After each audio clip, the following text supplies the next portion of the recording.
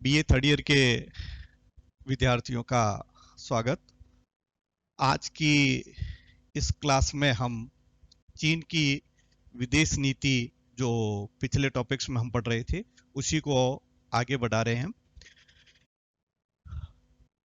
चीन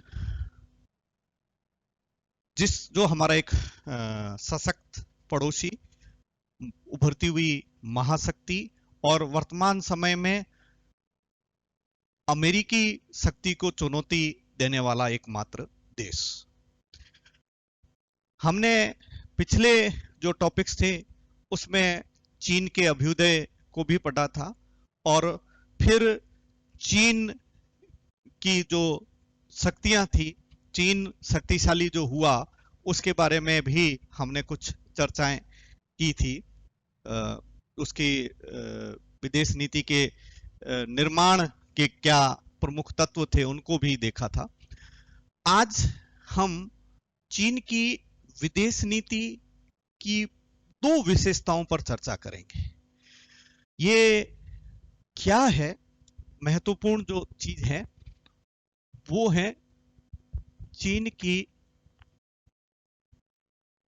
विदेश नीति, और उसमें जो हम दो विशेषताएं देख रहे हैं उसमें एक है आक्रामकता की नीति और दूसरा है बदलाव की नीति।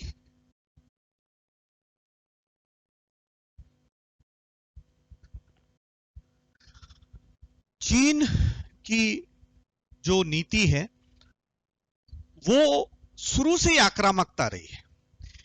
यदि हम चीन के अंतर्राष्ट्रीय राजनीति के उस संबंधों को पढ़ें तो चीन की विदेश नीति की यह आक्रामकता हमें उसके शुरू से ही दिखाई देती है। 1949 अक्टूबर में उसका वर्तमान चीन अस्तित्व में आया और चीन के अस्तित्व में आने के बाद उसके जो रंग, उसके जो प्रदर्शन अंतर्राष्ट्रीय राजनीति में वो शक्ति का था। माओ का काल था, माओ पूरे शबाब पर थे और माओ के उस काल में वहां पर जो माओ ने कहा भी था, पिछली क्लास में भी हमने इस पर चर्चा की थी, शक्ति जो केवल बंदूक की नली से आती है, राजनीतिक शक्ति जो हम प्राप्त करते हैं वो बंदूक की नली के अलावा और कहीं नहीं हो सकती। तो बंदूक की जो शक्ति वो उसकी विदेश नीति में भी हमें झलकती है। और 1950 में जो वर्तमान चीन की स्थापना के बाद कोरिया युद्ध में वह सीधा सीधा उलझ गया। यहां जो कोरिया का युद्ध था उस लड़ाई में चीन यहां सीधा उलझ गया। क्योंकि कोरिया पर जो प्रभाव था वो यूएसए का था और ये यूएसए के प्रभाव को कम करना चाह रहा था। वही वैचारिक मतभेद भी तो थे और यहां पर इन्होंने इसको कोरिया युद्ध जो हुआ उसके माध्यम से अमेरिका को एक तरह से चुनौती थी और इसमें उसने अपने नियमित सेना के हजारों सैनिक भेज दिए। कोरिया की जो लड़ाई लड़ी और अंततः कोरिया, जो उत्तर कोरिया और दक्षिण कोरिया आज भी विभाजित राष्ट्र के रूप में हमारे सामने आते हैं, वहां दूसरा, वहां जो हिंद चीन था उसकी जो प्रत्यक्ष अप्रत्यक्ष जो हस्तक्षेप सदैव रहे हिंद चीन में। आपके तिब्बत को वह हड़पी गया, बर्मा में उलझा रहा, इंडोनेशिया में भी उसने हस्तक्षेप किया, मलेशिया तक वह अपना प्रभाव, जो ये इंडो चाइना के जो पीछे कंट्रीज थी वहां पर भी इसने अपने शक्ति का प्रभाव का विस्तार करने की। थाईलैंड में 1953 में 1953 थाईलैंड के जो विदेश मंत्री थे उन्होंने भी कहा कि चीन जो है वह हस्तक्षेप कर रहा है, वो सीमावर्ती क्षेत्रों में घुसपैठ कर रहा है और वहां के जो सीमावर्ती जो लोग हैं सीमाओं के, उन लोगों को उकसा रहा है। मतलब एक तरह से वह आक्रामक था, उसकी जो नीति थी वो आक्रामक थी और इस प्रकार से वो उकसाने के उस पर आरोप भी लगे। इसके अलावा 1956 में जो बर्मा, यहां बर्मा में वहां के शासकों ने वहां के चुनाव कहा कि विरोधी संगठनों को चुनाव में ये सहायता दे रहा है। ये बर्मा जो आज का म्यांमार है, इसमें उसने हस्तक्षेप करने की, घुसपैठ करने की कोशिश की, चुनाव के माध्यम से बदलाव जो हो रहे थे उसमें भी उसने की। ऐसे ही आरोप 1958 में जापान ने भी लगाए कि ये विरोधी मोर्चे को, जो विरोधी मोर्चों को वह समर्थन देने की कोशिश कर रहा है। इंडोनेशिया जो हिंद चीन का के कंट्रीज थी, वहां पर भी इन्होंने हस्तक्षेप किया और जनरल सुहार्तो जो इंडोनेशिया के राष्ट्रपति रहे, वहां कम्युनिस्ट प्रभाव पूरा उनका रहा। 1960 में नेपाल की एक चौकी पर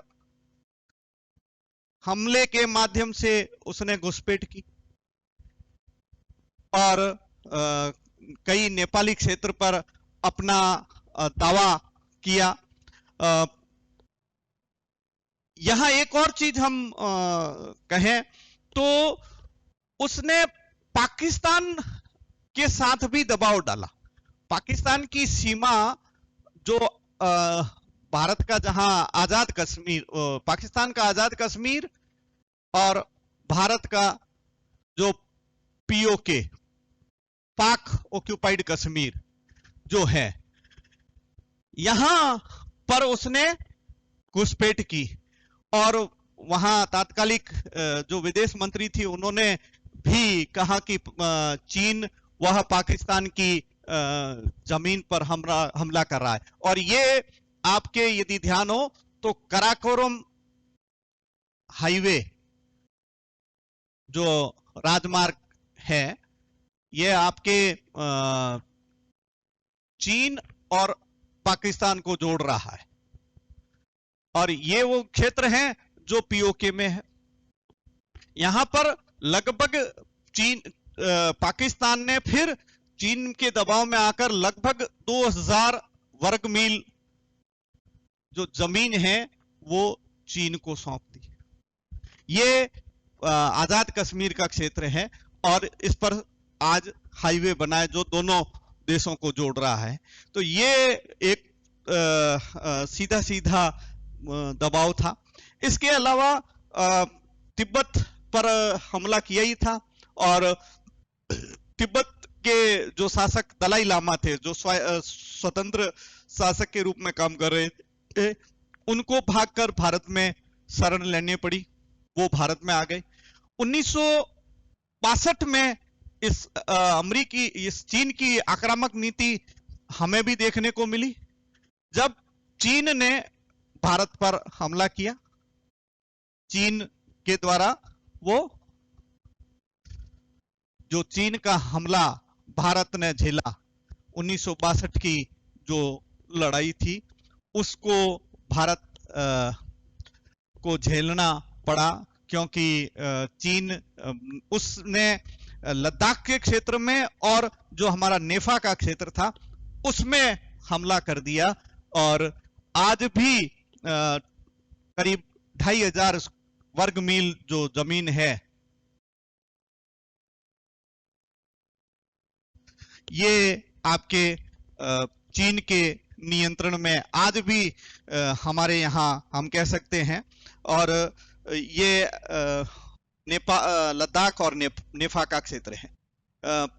यदि इसी कड़ी को भारत में जो हुआ तो वर्तमान जो 2020 का काल, इसमें भी उसकी आक्रामक नीति हमें दिखाई दे रही है, जिसने लद्दाख के पेंगोंग क्षेत्र में जो हमला किया है वो भी इसी कड़ी पे आ रहा है। तो यानी चीन की विदेश नीति वो एक तरह से अपने आसपास के जो पड़ोसी देश हैं उस क्षेत्र के इन को अपनी प्रभाव में लाना है, और ये इसका जीता जागता उदाहरण है। इसके अलावा क्या केवल मात्र यहां पर भी नहीं है, उसने अपनी आक्रामक विदेश नीति का प्रचार प्रसार बाहर भी किया है, चाहे वो अफ्रीकी कंट्री हो, चाहे आपके लैटिन अमेरिकी हो, चाहे आपके यूरोपियन कंट्रीज हो, यहां पर भी उसकी ये स्थिति दिखाई देती है। आपके अफ्रीका में भी उसने जो है वो वहां का व्यापार अपने हाथ में लेने की कोशिश की है। कई रेल परियोजनाएं वगैरह है वो चीन के सहयोग से तंजानिया, जाम्बिया वगैरह में चलाई जा रही है। यूरोपीय क्षेत्र में अल्बानिया में उसका प्रभाव बना हुआ रहा है। इसके अलावा कैरिबियन जो कुछ कंट्रीज थी वहां पर भी चीन की इस आक्रामक विदेश नीति की झलक हमें दिखाई देती है। ये जो प्रभाव है ये आपके आक्रामक विदेश। अब यदि इसमें थोड़ा सा जो है दूसरा जो हमारा पक्ष है वो है इसका बदलाव का, जो हम यहां अभी इसको देख रहे हैं, लेकिन यहां उसने बदलाव भी किया है। केवल मात्र चीन की विदेश नीति वो आक्रामक नहीं रही है, यह आक्रामक के साथ साथ बदलाव के मार्ग पर भी है। वह अपने पड़ोसियों से तो उलझता रहा है, साथ ही साथ उसने रूस को भी नहीं छोड़ा, रूस, जापान वगैरह वहां पर भी उलझता रहा है, लेकिन यहां समय के अनुकूल वह पलटी भी मारता है। और पलटी वो यूं क्योंकि उसकी बाजारानुमुख जो अर्थव्यवस्था है वो उसने यहां, ये साम्यवादी देश हैं, लेकिन साम्यवादी देश होने के बावजूद वह समय के अनुकूल बाजार जो है, चूंकि वहां पर जो एक प्रोडक्शन हो रहा है, उत्पादन अधिक है, अब उस उत्पादन को खपाने के लिए वह बाजार ढूंढता है और उस बाजार के अनुकूल अपनी नीतियां बदल भी देता है।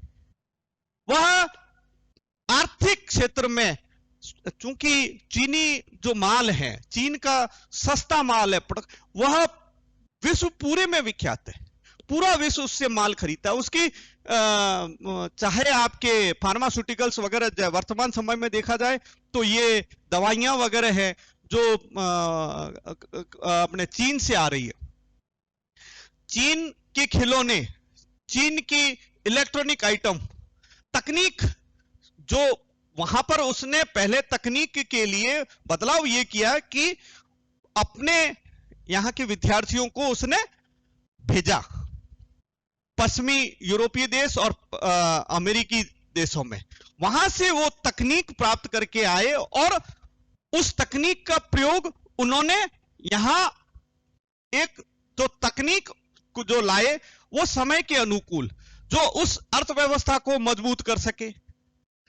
आजकल सबसे बड़ा कोई भी देश किसी देश पर स्थायी रूप से कब्जा नहीं करे, लेकिन यदि वह आर्थिक रूप से सशक्त है तो वह विश्व पर छा सकता है। आर्थिक रूप से सशक्त होना बहुत जरूरी है और इसलिए वह सशक्त इन तकनीकों से, आधुनिक उत्पादन और इनसे हो रहा है, और इसके कारण यहां वो बदलाव की नीति ला रहा है। और आज जो चीन है वह जो विज्ञान और तकनीक को दूसरे से देशों से सीखकर उसका प्रयोग अपनी अर्थव्यवस्था को सुदृढ़ कर रहा है, और अर्थव्यवस्था के माध्यम से एक आर्थिक महाशक्ति, जिसके पास आर्थिक क्षेत्र में यदि वह सशक्त है तो वह महाशक्तियों के रूप में विश्व में अपनी बात रख सकता है। और चीन के जो शासक है, वर्तमान शासक, वह भी जो आपके जियाओपेंग, ये भी यही चाहते हैं कि ये आर्थिक महाशक्ति बने और इस आर्थिक महाशक्ति का प्रभाव विश्व पर रहे।